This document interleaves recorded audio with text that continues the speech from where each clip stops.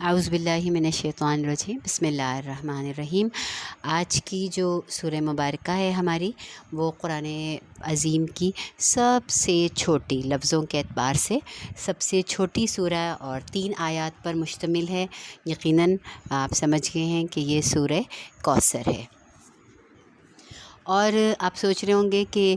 سورہ اخلاص کے ساتھ جو ہم نے پچھلی بار کی تھی، اس کے ساتھ سورہ کوثر کا جوڑا کیسے بن رہا ہے۔ تو اگر ہم اپنا کلمہ دیکھیں، جو کلمہ توحید ہے، ہمارا اول کلمہ ہے، تو اس کے 2 اجزاء ہیں۔ ایک ہے لا الہ الا اللہ، جس کی پوری تشریح اور جس کا پورا مفہوم جو ہے وہ آپ کو سورہ اخلاص میں مل گیا، اور اس کا دوسرا حصہ ہے محمد الرسول اللہ۔ اور محمد الرسول اللہ جو ہے، اس کی پوری جو تفصیل ہے اور تشریح ہے، وہ اس انتہائی مختصر سی سورہ مبارکہ میں جو سورہ کوثر کے نام سے ہے، وہ آپ کو جو ہے آج سننے کو ملے گی۔ تو گویا یہ دونوں صورتیں جو ہیں مختصر طور پر آپ کہہ سکتے ہیں کہ یہ کلمہ طیبہ، کلمہ توحید جو ہمارا اول کلمہ ہے، اس کی ایک مکمل تشریح بھی جو ہے ان دونوں صورتوں میں موجود ہے۔ سورہ کوثر مختصر سورہ ہے اور ہم سب کو یاد بھی جو ہے وہ ہوتی ہے، لیکن اس کا مفہوم اور اس کے معنی جو ہیں وہ اکثر جو ہیں ہماری نظروں سے اوجھل ہو جاتے ہیں، یا ہم نے کبھی اگر اپنے کورس کی کتابوں میں ان کو پڑھا ہوتا ہے تو شاید وہ اس طریقے سے ہم نے اس کو سمجھا نہیں ہوتا۔ تو آج ہم چاہیں گے کہ ان صورتوں کو ہم اچھے سے سمجھیں بھی، اور پھر ان کو سمجھ کر اپنے بچوں کے ساتھ جو ہے ان صورتوں کے متعلق جو ہے وہ گفتگو کیجیے اور بات کیجیے۔ بچوں کا عقیدہ توحید اور عقیدہ رسالت جو ہے پکا کرنا ہم سب کی ذمہ داری ہے۔ یقیناً سورہ اخلاص جو ہے جب آپ نے پڑھی ہوگی، سنی ہوگی، سمجھی ہوگی، تو اس میں اس کے سارے معنی، مفہوم اور اللہ سبحانہ و تعالیٰ کی ذات جس طرح یکتا ہے وہ سب آپ کی سمجھ میں آیا ہوگا۔ اس موضوع پر بچوں کے ساتھ بات ضرور کیجیے، اس لیے کہ بچوں کے لیے اللہ سبحانہ و تعالیٰ کا وجود جو ہے وہ جتنا ہم بچوں کو ان کے ساتھ فیملیئر کروائیں گے، بچوں کے دل میں اس کی جتنی محبت جو ہے وہ ڈالیں گے، اور جتنا وہ اللہ سبحانہ تعالیٰ کو اپنے قریب محسوس کریں گے، تو آپ یہ سمجھ لیجئے کہ آپ کے بچوں کی اچھی تربیت ہوگی۔ دیکھیے، ہم اپنے بچوں کو ایک لمبی عمر تک جو ہے اپنے پروں کے نیچے رکھ کے نہیں پال سکتے، تو بچوں کو اللہ کا ہونا اور ہر جگہ ہونا اور ہر وقت ہونا، اور ہمارے ان خیالات کو بھی جو ہے وہ جان لینا، سمجھ لینا جو ہم نے اپنی زبان پر بھی لے کر نہیں آئے، یہ ساری چیزیں بچوں کے ذہن میں بہت اچھی طریقے سے راسخ ہونی چاہیے۔ یہ راسخ ہوں گی تو بچوں کا ایمان جو ہے بہت اچھے سے بنے گا۔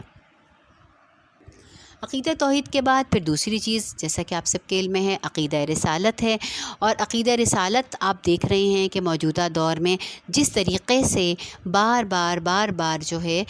رسول اللہ صلی اللہ علیہ وسلم کی ذات اقدس پر جو ہے وہ حملے کیے جا رہے ہیں، آپ صلی اللہ علیہ وسلم کی شان میں گستاخی کی جو ہے کوششیں جو ہیں وہ کی جا رہی ہیں، تو آپ صلی اللہ علیہ وسلم کی ایک روایتی محبت ہی نہیں، جو بہرحال ہمارے خون میں، ہمارے خمیر میں جو ہے وہ شامل ہے، اس کے علاوہ بھی بچوں کو جو ہے اچھے طریقے سے جو ہے ان کو ذہنی طور پر ان ساری چیزوں کے لیے تیار کرنا کہ ہمارا کام جس طرح ہم اپنی عزت کی حفاظت کرتے ہیں، اپنے والدین کی عزت کی حفاظت کرتے ہیں، اس سے کہیں بڑھ کر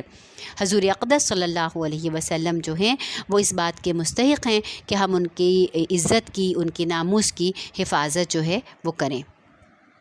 اور حضور اقدس صلی اللہ علیہ وسلم کی شان میں گستاخی اور یہ جارحانہ جو ایک رویہ ہے، یہ کوئی آج کے دور کی پیداوار نہیں ہے، بلکہ اگر آپ اس کا شان نزول دیکھیں جو سورہ کوثر کا ہے، تو وہاں بھی آپ کو یہی جارحانہ ایک رویہ جو ہے وہ نظر آئے گا، کہ جس میں آپ کو پتہ چلے گا کہ جب آپ صلی اللہ علیہ وسلم کے صاحبزادے جو ہیں ان کا بچپن میں ہی انتقال جو ہے وہ ہو گیا، تو کفار مکہ جو ہے وہ آپ صلی اللہ علیہ وسلم کو ابتر کہہ کر ایک طعنہ دینے لگے، اور خاص طور پر ان میں عاص بن وائل جو ہے ایک شخص، اس کا نام جو ہے وہ آتا ہے۔ اور جب کوئی آپ صلی اللہ علیہ وسلم کا ذکر کرتا اور آپ صلی اللہ علیہ وسلم کی بات کرتا کہ ان کا دین تو ایسے پھیل رہا ہے اور ان کا اخلاق جو ہے وہ اس طرح ہے، تو وہ بڑے مزے سے کہتا، ارے چھوڑو ان کی بات، وہ کوئی فکر کی چیز نہیں ہے، کیونکہ وہ تو ابتر ہیں، یعنی ان کی نسل تو نعوذ باللہ ختم ہے، اور جب ان کا انتقال ہو جائے گا تو ان کا نام لینے والا بھی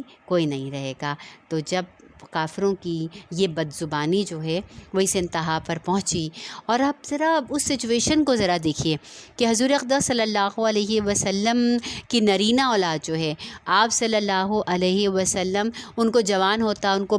پھلتا پھولتا جو ہے وہ نہیں دیکھ رہے، اور مشیت الہی یہ ہے کہ وہ اس عمر تک نہ پہنچیں جس سے آپ صلی اللہ علیہ وسلم جو ہیں ان کی جوانی سے جو ہے وہ فائدہ اٹھا سکیں، اور اس سے پہلے ہی اللہ سبحانہ و تعالیٰ نے ان کو جو ہے اپنے پاس بلا لیا، ان بچوں کو۔ تو ایک باپ ہونے کے ناطے، ایک انسان ہونے کے ناطے دل پر کیا کیفیت جو ہے وہ گزرتی ہے، اور پھر ایک غم کی کیفیت، ایک بچے کی جدائی کی کیفیت، یہ تو ہے، یہ تو یقیناً ہے۔ لیکن اس کے ساتھ ساتھ اگر لوگوں کے تانے بھی ہوں اور لوگ اس طرح کی باتیں بھی کرنے لگیں کہ ابتر نسل جو ہے وہ کہنے لگیں، تو آپ سمجھیے کہ دل کی کیفیت جو ہے وہ کیا ہوگی۔ اور اگر کوئی شخص اللہ کی رضا پر راضی ہو جائے، کیونکہ یہ اللہ کا حکم ہی نہیں تھا کہ رسول اللہ صلی اللہ علیہ وسلم کی نسل جو ہے وہ اس طریقے سے، جیسے کہ لوگوں کی نسل چلتی ہے کہ بیٹوں کے ذریعے چلتی ہے، اللہ چاہتے ہی نہیں تھے کہ میرا محمد صلی اللہ علیہ وسلم اس چیز کے محتاج ہوں کہ ان کی نسل جو ہے وہ خون کے رشتوں کے ساتھ چلے، بلکہ آپ صلی اللہ علیہ وآلہ وصحبہ وسلم کی نسل، آپ صلی اللہ علیہ وسلم کے نام لیوا، آپ صلی اللہ علیہ وسلم کے کلمہ پڑھنے والے، آپ صلی اللہ علیہ وسلم کی رسالت پر ایمان لانے والے جان نثاران سے جو ہے وہ چلنی تھی، جو آپ صلی اللہ علیہ وآلہ وصحبہ وسلم کی روحانی اولاد ہیں۔ تو اس سے ایک نقطہ ہمیں یہ بھی سمجھ میں آتا ہے کہ اگر اللہ سبحانہ و تعالیٰ اپنی مرضی سے دنیا کی کوئی چیز ہم سے لے لیں، اپنی خوشی سے لے لیں، اور ہمیں لگ رہا ہو کہ پتہ نہیں ہم محروم ہو گئے، پتہ نہیں ہمارے ساتھ کیا زیادتی ہو گئی، تو اس کے بدلے میں اللہ سبحانہ و تعالیٰ کی جب رضا پر انسان راضی ہو جاتا ہے تو عین ممکن ہے کہ اللہ سبحانہ و تعالیٰ اس چیز کے بدلے میں، اس چیز کے عوض اللہ پاک ہمیں دنیا اور آخرت کی کوئی ایسی بھلائیاں عطا فرمائیں جو عام طور پر کسی کو نہیں ملتی۔ جیسا کہ کفار مکہ نے کہا کہ یہ ابتر نسل ہیں، تو اللہ سبحانہ تعالیٰ نے اس کا جواب دیا کہ انا اعطیناک الکوثر، کہ بے شک اے نبی صلی اللہ علیہ وسلم ہم نے آپ کو خیر کثیر عطا فرمائی۔ اور خیر کثیر کیا ہے؟ خیر کثیر کہا جاتا ہے کہ وہ کوثر ایک نہر ہے جو جنت کی ایک نہر ہے، اور اس خیر کثیر میں آپ صلی اللہ علیہ وسلم کو ملنے والی دنیا اور آخرت دونوں کی خیر کثیر بھی شامل ہے۔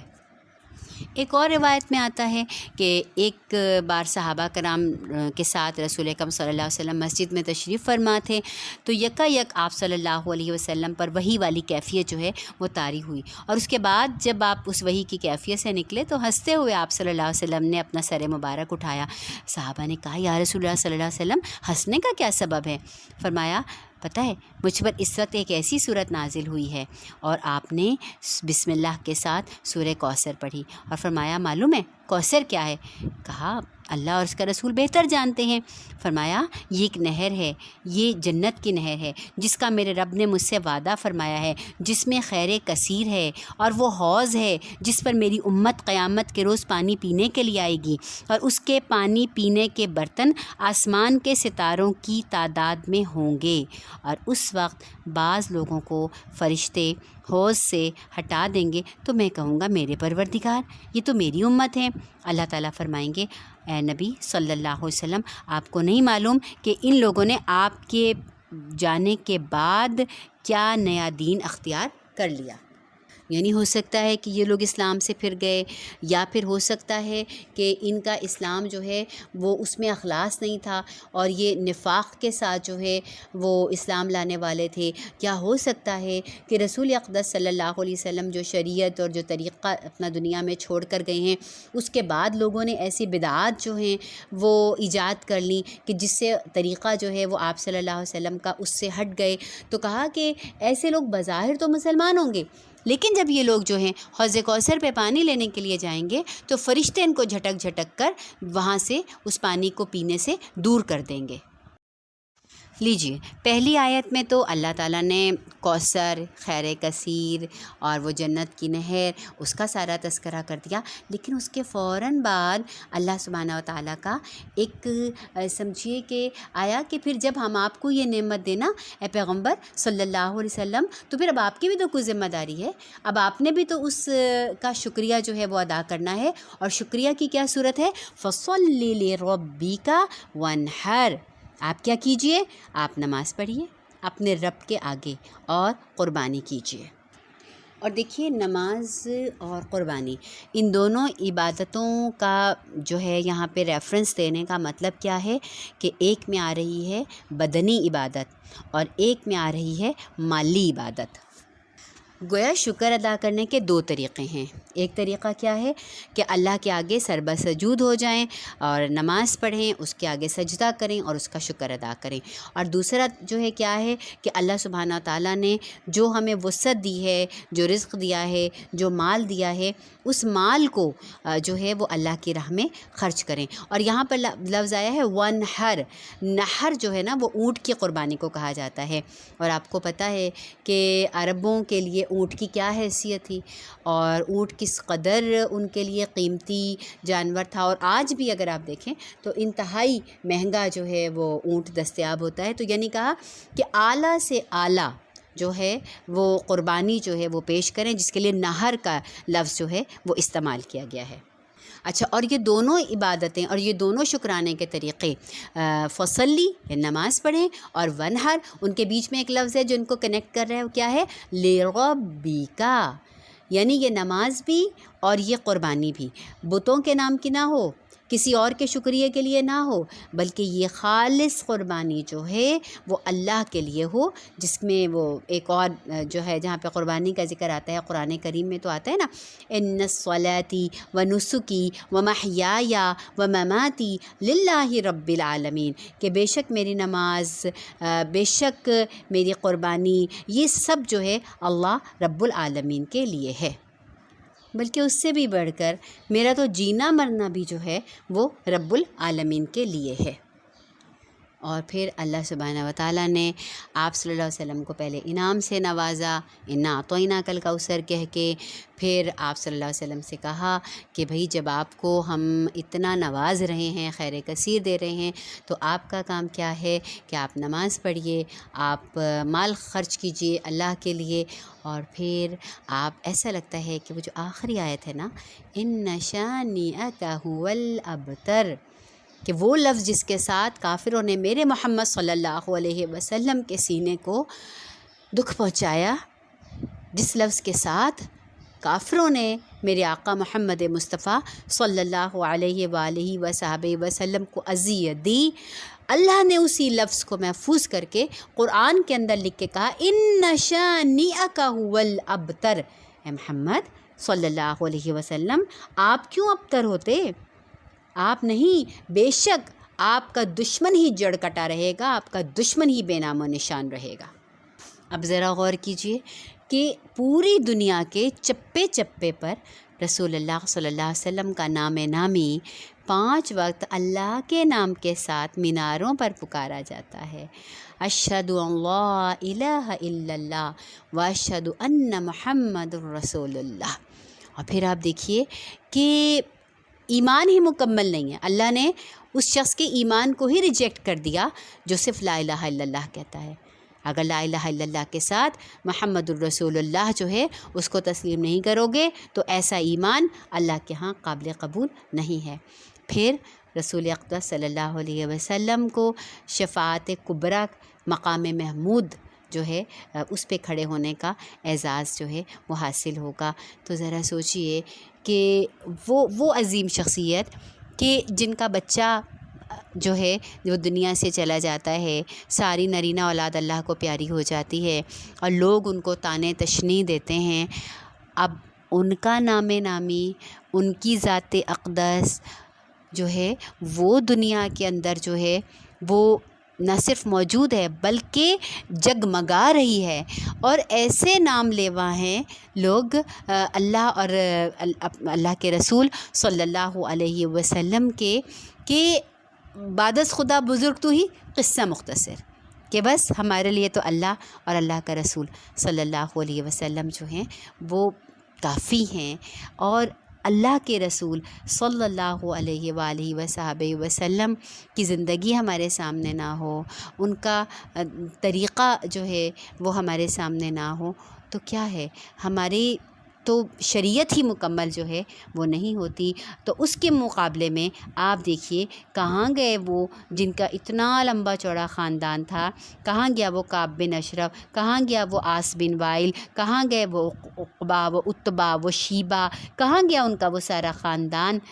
ان کے نام تو اگر تاریخ میں محفوظ بھی ہے نا، تو دشمن اسلام کر کے ان کے نام جو ہیں وہ تاریخ کے اندر محفوظ ہیں، اور اگر یہ نام اس طریقے سے محفوظ نہ ہوتے تو آج دنیا میں ان کا کوئی نام لیوا بھی موجود نہیں رہتا۔